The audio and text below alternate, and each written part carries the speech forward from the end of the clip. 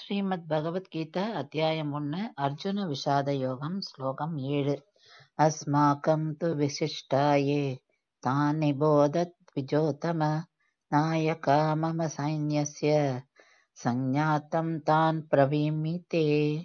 துரியோதனன் இது மட்டும் தன்னுடைய எதிர் அணியை பத்தி தான் பேசினான். அதாவது பாண்டவர் அணியில இருந்த ராஜாக்களும் அவர்களுடைய திறமைகளை பற்றி தான் சொல்லியிருந்தான்.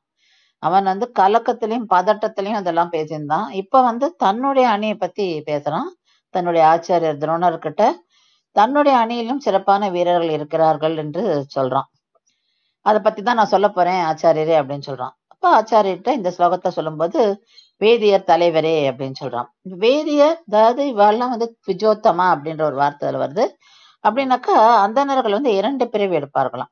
அதுல ஒண்ணு தாயின் கர்ப்பத்திலேருந்து, இன்னொன்னு தந்தை கிட்ட இருந்து, அதாவது காயத்ரி உபதேசம் பெறும்போது.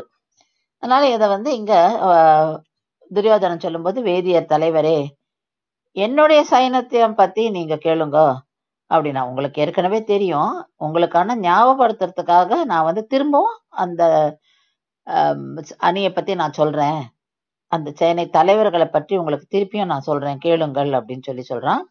அதாவது இந்த இடத்துல துரோணர் எங்க அவர் அந்தனரா இருக்கிறதுனால அந்த போர்ல எதிர் அணிகிட்ட கொஞ்சம் சாஃப்டா இருந்திருப்பாரே அப்படின்றத குத்தி காமிக்கிற மாதிரி அவன் சொல்லுவான். அதே என்னுடைய அணியில இருக்கிற அத்தனை பேருமே யாருக்குமே பயப்படாம, எதுக்குமே பயப்படாம அவ போரிடுவார்கள் அப்படின்றதான் சொல்றான்.